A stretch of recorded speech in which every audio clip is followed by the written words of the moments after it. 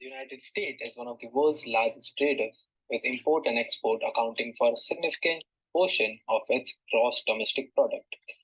It has been a leader in international trade since the end of World War II, and its trade policies have played a crucial role in shaping the global economy. The US is both a major importer and exporter of goods and services. In 2022, it imported $3.9 trillion and exported $3 trillion worth of goods. The US engages in trade with many countries, and with its top traders being China, Mexico, Canada, Japan, and Germany. In addition, the US is a member of World Trade Organization, an organization promoting free trade and settles disputes between the countries. Globalization has opened new markets for US companies, allowing them to sell their products and services to consumers around the world. This has increased competition, but it has also created opportunities for US companies to grow and expand their businesses, along with allowing foreign investment, international institutions, and political polarization.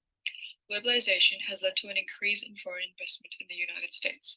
This has helped to boost the US's economy and create jobs, but it has also raised concerns about foreign ownership and control of US assets. Globalization has also led to the creation of international institutions such as the World Trade Organization and the International Monetary Institute Fund. These institutions have played a role in shaping the global economy, and they have had an impact on USA's economic policy. Globalization has also contributed to political polarization in the United States. Supporters of globalization argue that it has led to economic growth and job creation, while critics argue that it has led to job losses and wage stagnation. This debate has become increasingly polarized, with both sides of the political spectrum taking extreme positions on the issue. How has globalization impacted USA's economic, political, and legal systems with regards to its automotive industry? Globalization has led to the outsourcing and offshoring of automotive manufacturing jobs from the United States to countries with lower labor costs, such as Mexico and China. This has resulted in changes to the domestic job market and economic landscapes, as well as shifts in the supply chain and production processes. Globalization has also intensified competition in the US automotive industry. Foreign automakers, particularly from countries such as Japan, Germany, and South Korea, have entered the US market, increasing competition for domestic automakers.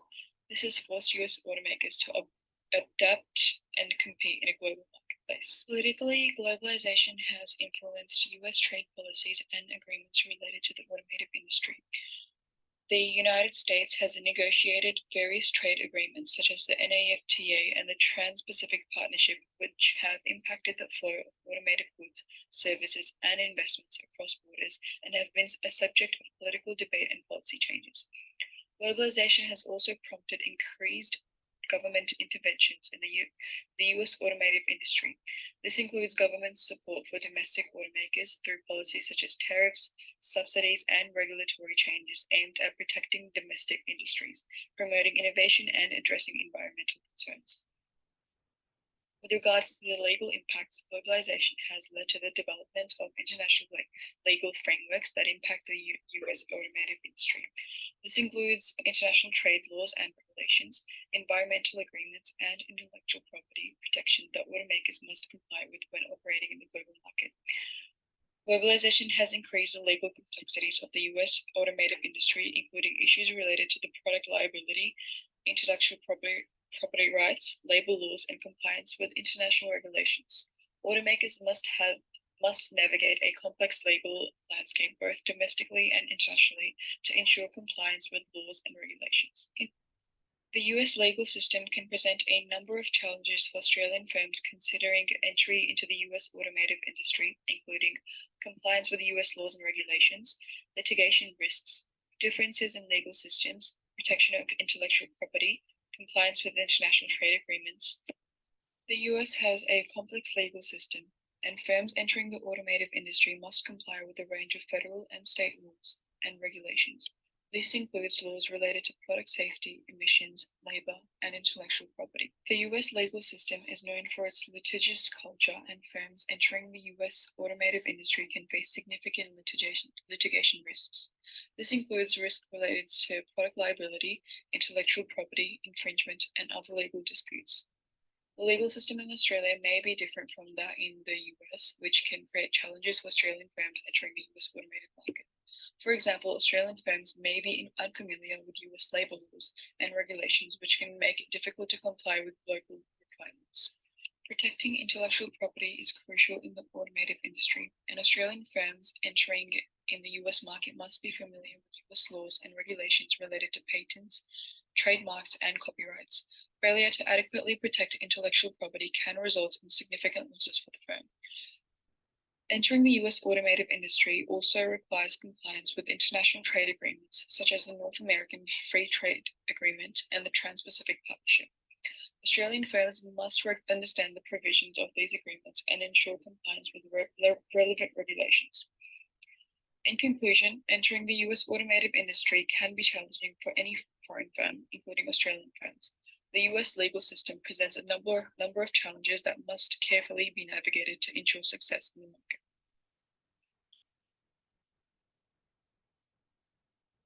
For this next question, I'll be talking about the different ways of measuring two aspects of the US population. The first aspect that I'll be talking about is from the aspect of the economic development in the country, and the second will be the human development aspect.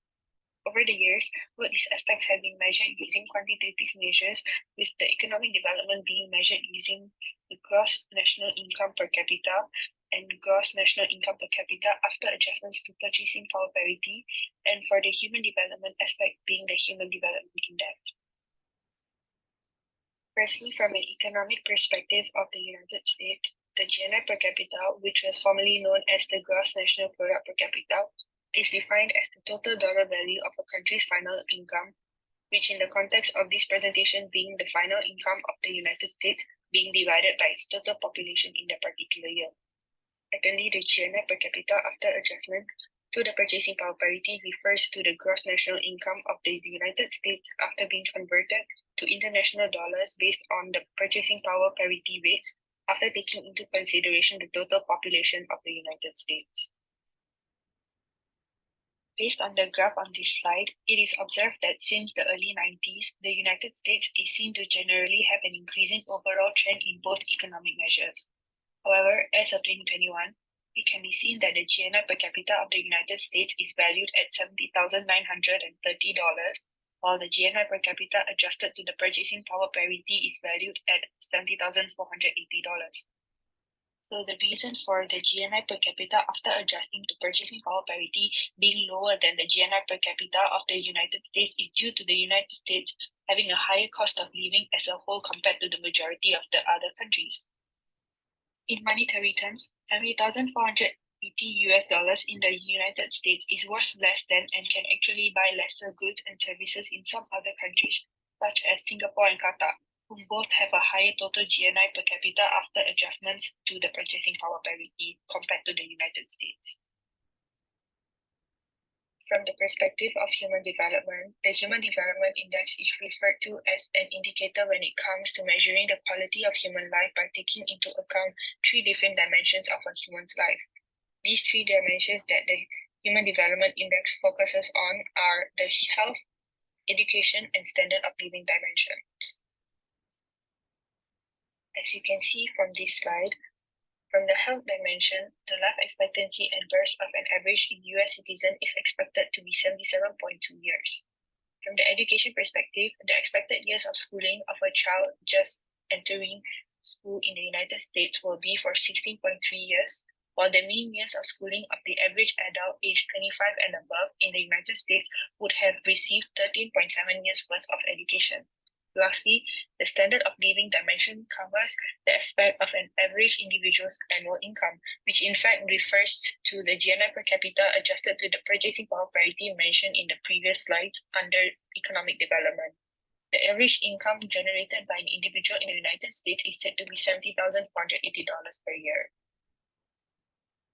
The Human Development Index of the United States over the years has seemed to remain around the same level.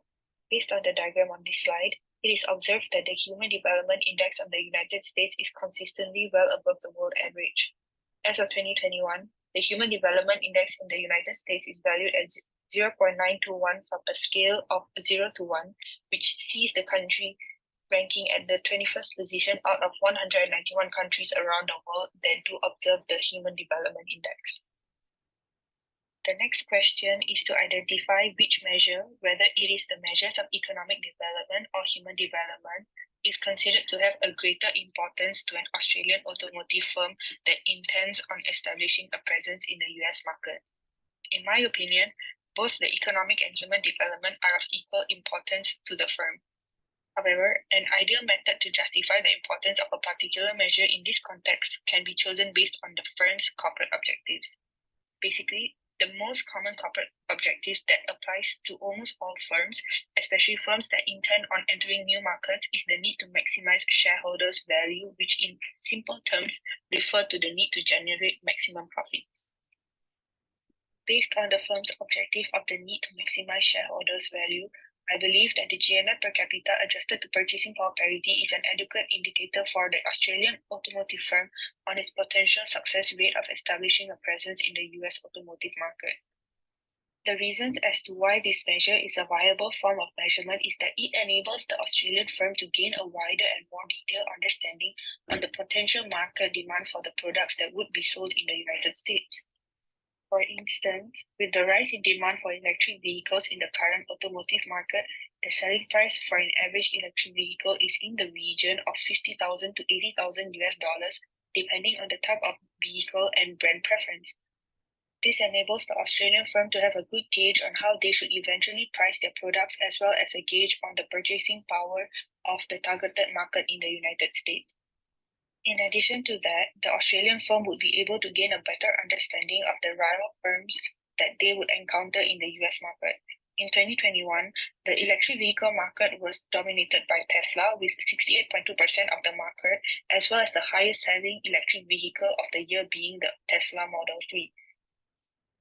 Lastly, the GNI per capita after adjustments to the purchasing power parity would be beneficial to the management of finances of the automotive firm, such as being able to determine the duration required to eventually break even and the total cost associated with the production and selling of the product.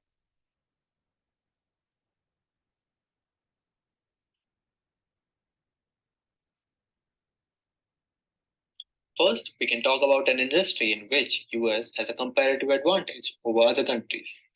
This is the agriculture industry of US. Out of their 3 trillion worth of export in 2022, agriculture has contributed over 0.2 trillion approximately. The agriculture industry is essential to any economy, providing food and raw materials necessary for a country's survival and growth. The United States has vast arable lands and a long history of agriculture production, making it a natural fit for this specialization. When discussing about comparative advantage, we can understand David Ricardo's theory about specialization and trade. This theory suggests that countries should specialize in producing goods and services that they are most efficient at, and trade with other countries for the products they are least or less efficient at. Ricardo's theory emphasizes that even if a country can produce all goods at a lower cost than another country, it still makes sense to specialize in producing the good in which it has a comparative advantage. This is because doing so frees up resources and labor to produce other goods that the country may also be efficient at, which can be traded for the good it needs but is less efficient at producing. The United States can become a global leader in agriculture by taking advantage of economies of scale, technological advancement, and a productive workforce. Also, specializing in agriculture can increase exports, generate revenue, and create jobs in America. In addition, agriculture has a lower environmental impact than other industries, making it a more sustainable option. Additionally, it can ensure the country's economical growth and prosperity. Now, coming to industry in which the US has an absolute advantage. It can be difficult to tell whether one country has a clear advantage in an actual world. The theory of absolute advantage bases its prediction on only two countries and two products, although many more parties and products are involved in actual business. The US has an advantage in skilled labor, tech, and agriculture, but not over all the countries in the world. This highlights the difficulty of having absolute advantage in a global market. Adam Smith's theory suggests that countries should specialize in what they can do best and trade with others for what they are less efficient in producing.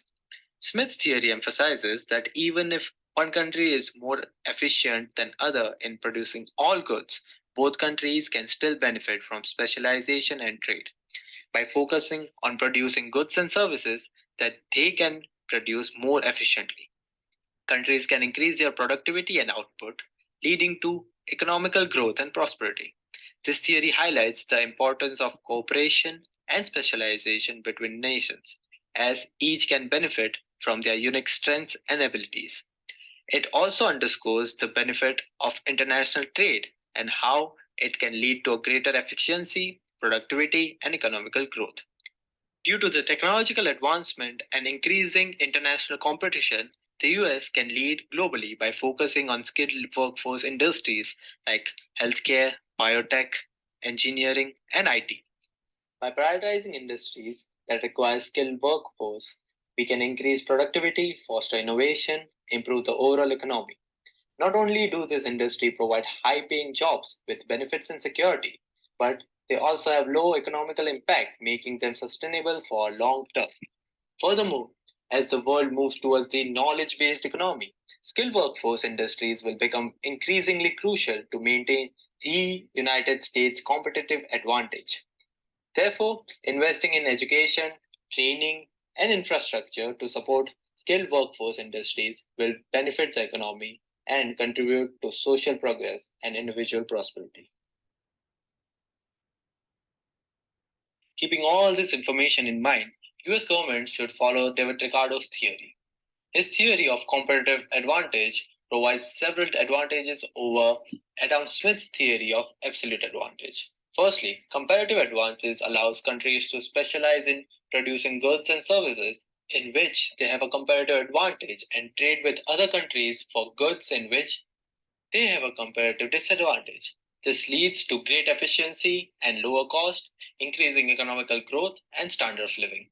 Secondly, comparative advantage promotes international trade and cooperation between countries, as each can benefit from their unique strengths and abilities. This leads to increasing economical integrity and can help to reduce geopolitical tension between countries. Thirdly, the theory of comparative advantage is more relevant in today's globalized world, where supply chains are increasingly complex and goods are produced across multiple countries. By promoting specialization and trade, the theory of comparative advantage can ensure that goods are produced more efficiently and cost effectively. On the other hand, Adam Smith's theory of absolute advantage have some disadvantages. Firstly, it assumes that labor is the only factor of production and does not consider other factors such as capital and technology. This limits its applicability in today's advanced economy where technology and capital are a significant factor of production. Secondly, the theory of absolute advantage assumes that all countries are equal and have same level of technology and infrastructure. However, this is not the case, with some countries having more advanced infrastructure and technology than others. This means that theory of absolute advantage may only be applicable in some situations and may lead to trade imbalance between countries. In conclusion, while both theories have advantages and disadvantages, the theory of comparative advantage is more relevant in today's globalized world and provides more comprehensive approach to international trade. Therefore, the United States government should follow David Ricardo's theory in international trade to promote specialization, efficiency, and economical growth.